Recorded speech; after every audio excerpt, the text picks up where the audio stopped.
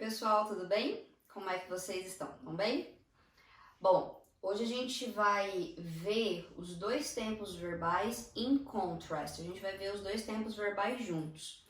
Vocês receberam um PowerPoint de revisão que fala dos dois tempos verbais de maneira separada e no final os dois juntos, que é o que a gente vai chamar de in contrast, tá? Aqui nesse vídeo eu vou trazer para vocês só a relação deles dois juntos, dos dois juntos para ficar um pouco mais claro, um pouco mais fácil de vocês visualizarem, de vocês entenderem a respeito. Mas para a gente começar, nós temos dois tempos verbais que falam a respeito de passado, o simple past e o past continuous, cada um com as suas delimitações. O simple past vai falar para a gente sobre ações que foram finalizadas, que foram encerradas e terminadas dentro do meu passado.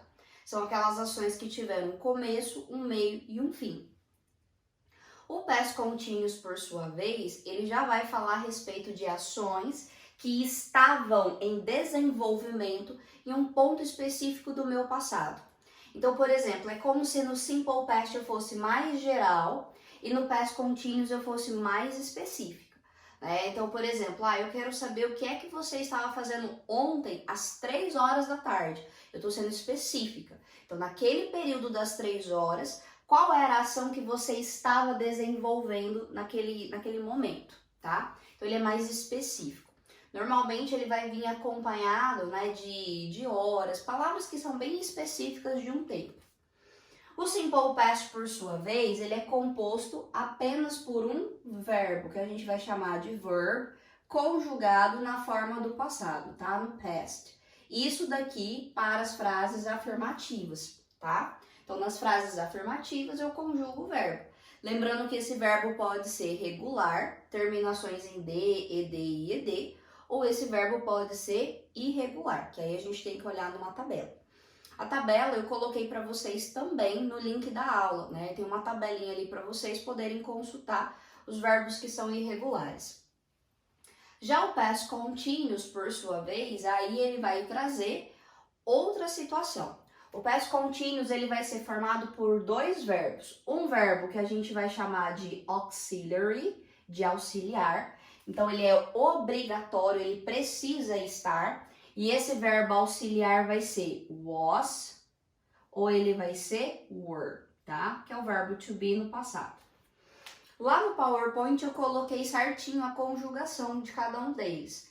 Mas de uma maneira mais fácil, é só lembrar was, o S de singular, e o were é para plural. Com exceção do you, que de singular e de plural é o mesmo, o were, tá?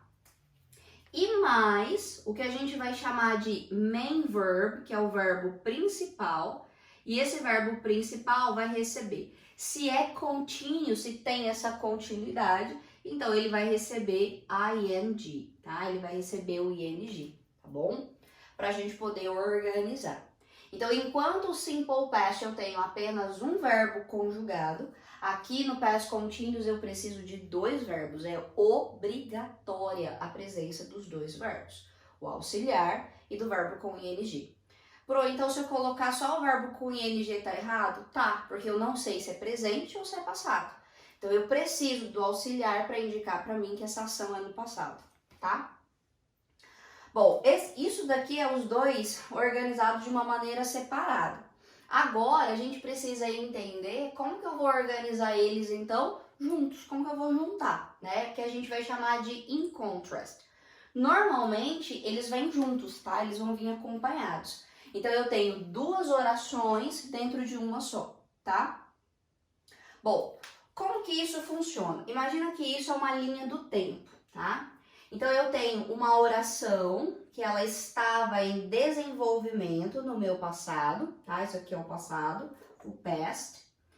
E aí, de repente, uma outra ação acontece. Essa segunda ação, ela pode interromper a primeira ou ela pode ter acontecido depois, tá? A primeira ação, vou colocar aqui, ó, a primeira ação, essa que estava em desenvolvimento, a mais longe do meu presente, sempre vai ser past continuous, tá? Sempre. E a segunda ação, essa ação que interrompe, que vem depois, sempre vai ser o simple past. Pro, por que você tá falando assim? Porque muitas vezes essas orações elas podem estar invertidas, tá? E não vai ter problema nenhum. O raciocínio tem que ser o mesmo. Eu preciso entender que a oração que vem primeiro, que estava sendo desenvolvida, é o past continuous. E o que vai vir depois é o simple past, tá? Então eu tenho duas orações que eu vou precisar juntar, que eu vou precisar conectar por meio de um conectivo. E no caso eu tenho dois, tá? Ou eu posso usar o when, que é quando, tá? Ou eu posso usar o while, que vai significar enquanto. Antes de eu explicar a respeito deles, a gente tem uma frase aqui pra gente tentar organizar, tá? Pra gente tentar organizar o que é essa ideia de uma ação que veio primeiro, uma ação que veio depois. Então eu tenho Columbus in America while he to reach the Far East. Então eu tenho a relação de Columbus, né? O verbo arrive, de chegar na América. O conectivo aqui, while, enquanto. He tried, ele tentava alcançar, to reach the Far East. Vamos pensar o seguinte, qual é a ação que aconteceu primeiro? Dele chegar na América ou ele está tentando chegar num novo continente, num novo mundo ali? Qual era a ação que a gente tem sobre esse sailor, esse navegador? A ideia não era que ele estava tentando chegar em um determinado ponto? Então a minha segunda oração aqui, ó, he, qual que vai ser? Was or were? Was, e aí o verbo try, trying. Então, he was trying to reach the Far East. E qual foi a segunda ação, a ação que aconteceu depois? Columbus arrived, ele chegou. Então, a ação agora ficou no meu passado. Então, eu tenho os dois tempos verbais, o passado e o past continuous, juntos por meio de um conectivo, tá? Essa é a ideia de colocar eles em contrast, colocar eles juntos, tá bom? Muitas vezes o conectivo ele pode aparecer no início da minha frase. Então por isso que eu falei aquela hora, olha, você precisa entender a lógica. Entendendo a lógica fica mais fácil de você organizar. A partir de agora vocês precisam interpretar as frases, saber o que é que estava acontecendo e o que é que veio depois. Existem alguns macetes, né, que facilitam um pouco a gente entender melhor essa relação. Bom, a primeira situação aqui, ou você interpreta a frase, ou você pode olhar para os conectivos. Normalmente, os conectivos eles vão dizer bastante a respeito do qual é o tempo verbal que a gente vai usar. 98% das vezes, tá? Então, assim, não é algo que é certeza. Tem horas que isso não vai funcionar. Mas em 98% das vezes, quando eu tenho o conectivo when, antes dele eu vou ter o past continuous e depois dele eu vou ter o simple past, tá? 98% das vezes. Tem uma ou outra que acaba escapando. Já com o while, eu tenho duas situações. A primeira, ou eu vou indicar, justamente pela ideia dele de significar que alguma coisa acontece enquanto, tá? Então eu tenho duas situações. Ou eu digo que duas ações elas são simultâneas, elas acontecem ao mesmo tempo, e aí nesse caso eu vou ter past continuous de um lado e eu vou ter past continuous do outro. Ou eu vou indicar a mesma coisa que aconteceu aqui, que uma ação aconteceu depois da outra. Então, depois do while, qual que vai ser o tempo verbal? Past continuous. E antes dele, o que eu tenho? Simple past, tá?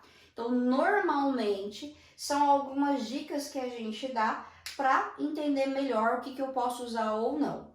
Só que o principal é você interpretar a frase.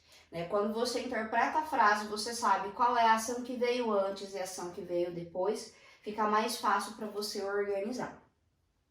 Agora vocês têm os exercícios para vocês resolverem. Voltem no PowerPoint para tirar as dúvidas de conjugação, de quando recebe D, ED, o que acontece com o ING. Anotem os exemplos para facilitar. Embora eu não goste muito da ideia da tradução, mas para alguns tempos verbais é legal a gente poder traduzir. Então, peguem os exemplos, traduzam, para ficar mais fácil de você entender o que é uma ideia que veio antes, que estava em desenvolvimento, e uma ideia que veio depois, que aconteceu depois. Tá bom? Então, façam aí direitinho. Até mais!